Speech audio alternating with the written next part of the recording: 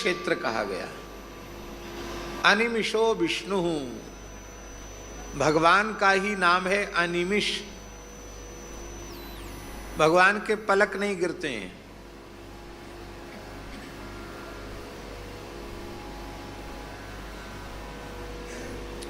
अवतार काल में तो सब होता है। अवतार काल में पलक न गिरे तो दशरथ जी व्याकुल हो जाएंगे, यशोदा जी व्याकुल हो जाएंगे कि लालाए कहाँ है गए हो, हाहाकार मच जाएगा। इसलिए अवतार काल में तो सब मनुष्य जैसी लीला ठाकुर जी करते हैं। हमारे पूज्य गुरुदेव भक्तमाली जी से किसी ने पूछा कि भगवान डोल डाल जाते हैं कि नहीं जाते हैं। ऐसे महात्मा लोग पूछ लेते थे। महाराज जी बोले लघुशंका डोलडाल सब जाते हैं, नहीं जाएंगे तो नंद बाबा यशोदा मैया व्याकुल हो जाएंगे, लालाए कहाँ है गो। बताओ, सब क्रिया ही बंद कर दिया इसने। ठाकुर जी सब करते हैं, नरनाट्य में सब करते हैं, पर वस्तुतः भगवान जो शुद्ध सच्चिदानंद स्वरूप, भगवान का परम ऐश्वर्यमय नित्य स्वरूप जो है, उस स्वरूप से भगवान निमिष नहीं, पलक नहीं झपकते हैं। ऐसा नहीं को पलक झपकाना चाहें तो भी नहीं झपक सकते हैं। जब झपकाना चाहेंगे तब झपकेंगे पलक। हम लोगों में ऐसा नहीं है, चाहे बिना चाहे पलक झपकती रहती है। पर भगवान जब पलक झपकाते हैं, पलक गिराते हैं, तो उनका पलक गिराना ही महाप्रलय है। इसलिए भगवान को अनिमिष कहा गया। अनिमिषो विष्णु तस्य क्षेत्रे नैमिषे। उन भगवान विष्णु का क्षेत्र है नैमिषारण्य। नैमिषारण्य को वैष्णव क्षेत्र कहा गया। ये 84 कोस की भूमि सुदर्शन चक्र के ऊपर स्थित है, इसलिए वहां चक्र तीर्थ है, चक्र कुंड है, और कली के दोषों से वर्जित वह क्षेत्र कहा गया है। भजन साधन तपस्या के लिए सबसे श्रेष्ठ क्षेत्र नैमिषारण्य कहा गया है। वहाँ सौनकादि ऋषि 1,000 वर्षों में पूर्ण होने वाले यज्ञ की दीक्षा लेकर के विराजमान थे। एक दिन की बात है कि त एक दातु मुनयः प्रातर हुत हुताग्नयः। प्रातः काल ही उन्होंने अपना हवन कर्म संपन्न कर लिया था और वे प्रतीक्षा कर रहे थे कि भगवान व्यास के शिष्य परम भागवत श्री सूत जी पधारें और कुछ सत्संग लाभ प्रदान करें। यज्ञ कर्म, उसमें कर्मकांड की जटिलता, अधिकता इतनी अधिक होती है कि स्वतंत्र कथा के लिए समय नहीं मिलता है। पूर्वान्न काल आवाहित पीठों की, देवताओं की पूजा में, अर्चना में, स्थापना में व्यतीत हो जाता है, और अपराह्न काल में देवताओं की आहुति देने में, प्रधान देवता की प्रधान आहुति देने में समय चला जाता है, और सूर्यास्त के पहले यज्ञ की आरती की जाती है। प्रायः यही नियम है। तो प्रातः काल से लेकर सायंकाल तक यज्ञ कर्म में व्यस्तता रहती है। उसमें कथा कीर्तन का विशेष अलग से अवसर नहीं रहता है। पर यहाँ ऋषियों का यज्ञ तो बहाना था। वो 1000 वर्ष की दीक्षा लेकर इसलिए बैठे थे कि जब कोई व्रत संकल्प ले लिया जाता है तो जब तक उसकी पूर्ति नहीं होती है तब तक वहां से हटा नहीं जाता है। तो कम से कम इतने समय तक हम लोग एक जगह बैठकर कथा सुन सकेंगे। तो यज्ञ के ब्याज से कथा सुनने के लिए वो लोग सब बैठे। इसलिए प्रातर हुत हुताग्नयः, देव पूजन और हवन ये दोनों कर्म प्रातः काल ही संपन्न कर लिए। और जब सूत जी महाराज आए तो पप्रच्छुरिदमादरात, वक्ता से अत्यंत आदर पूर्वक पूछना चाहिए। सूत जी से अत्यंत आदर पूर्वक पूछा। ऋषय ऊचु, हे भगवान व्यास के अनुग्रह से आपने समस्त पुराणों को, इतिहास को, धर्मशास्त्रों को आपने श्रवण किया है, अध्ययन किया है और उनका व्याख्यान भी आपने किया है। भगवान व्यास के अनुग्रह से इतिहास पुराण में जो विषय कथनचित छूट गया, वह विषय भी आपको भगवान व्यास की कृपा से ज्ञात है। वेत्थत्वं सौम्य तत्सर्वं तत्वतस्तदनुग्रहात्। इसका तात्पर्य है झा जी के अनुग्रह की इतनी महिमा है कि जो विषय संकेत में कहा गया अथवा नहीं ही कहा गया, वह विषय भी अनुग्रह के प्रसाद से स्पष्ट हो जाता है, प्रकट हो जाता है। और भगवान करुणामय जो आचार्य होते हैं, वो अपने स्नेही शिष्य को गुह्य से गुह्य बात बिना पूछे भी बता देते हैं। क्या पूछ रहे हैं शौनकादि ऋषि? तत्र तत्राञ्जसायुष्मन् भवता यद विनिश्चितं पुंसाम् एकान्ततः श्रेयः तन्नः संशितुमर्हसि।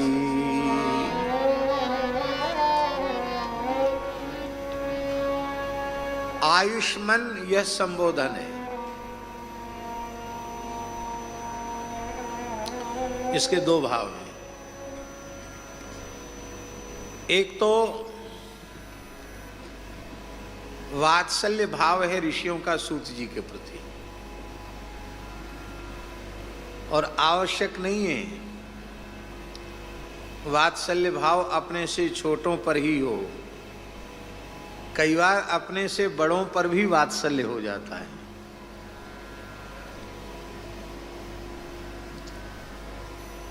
जैसे 10वें स्कंद पूर्वार्ध में नंद बाबा को वरुण जी ने पितृवत्सल कहा। क्या कहा? पितृवत्सल। लो, पिता के प्रति भी वात्सल्य हो सकता है, तो कौन बचेगा वात्सल्य से? तो वात्सल्याधिक्य के कारण, स्नेहाधिक्य के कारण वे ऋषि मंगला शासन कर रहे हैं, मंगलाकांक्षा कर रहे हैं कि आप दीर्घायु हों, क्योंकि वक्ता जितना दीर्घायु होगा श्रोताओं को उतना लाभ मिलेगा। अथवा वे भगवान से प्रार्थना कर रहे हैं कि भगवान व्यास के शिष्य सूत जी बहुत दीर्घायु से प्राप्त करें, जो हमारी कथा में विक्षेप न हो। एक रहस्य और है झा जी इसमें, कि भागवत के वक्ता जो सूत जी हैं वो उग्रश्रवा जी हैं, रौमहर्षणी ही। लोमहर्षण सूत जी के पुत्र रौमहर्षणी उग्रश्रवा सूत जी हैं। इनके पिता को तो दाऊजी ने नित्य गोलोक भेज दिया, तो उसी बात का भी स्मरण कर रहे हैं कि कथा के बीच में बाधा पड़ गई, पर दाऊजी ने आप में शक्ति का आधान करके आपको व्यासासन पर विराजमान किया। तो ऐसी समस्या आपके जीवन में न आवे, आप लंबी आयु तक कथा कहें, लंबी आयु प्राप्त करें। आपने जीवों के कल्याण का जो अत्यंत सरलतम साधन बताया हो, निश्चित किया हो, भवता यद विनिश्चितम, जिस साधन का निश्चय आपने किया हो वह साधन कृपा करके बताइए। महात्मा उसी साधन का उपदेश करते हैं जिस साधन को स्वयं आत्मसात करके उससे लाभ का अनुभव कर लेते हैं, तभी वो दूसरों को बताते हैं। इसलिए भवता यदि विनिश्चितम, आपके द्वारा सुनिश्चित किया गया साधन होना चाहिए। दूसरी विशेषता है अंजसा। क्लिष्ट साधन तो बहुत हैं, पर क्लिष्ट साधन की अपेक्षा नहीं है, सरलतम साधन होना चाहिए। सबसे सरल साधन जीव के कल्याण का क्या है? क्योंकि प्रायेणाल्पायुष सभ्य कलावस्मिन् युगे जना मंदा सुमंदमतयो मंदभाग्या विपद्रुता। प्रायः कलयुगी प्राणी 5 प्रकार के दोषों से ग्रसित है, 4 प्रकार के दोषों से ग्रसित है। पहला तो वे आलसी हैं,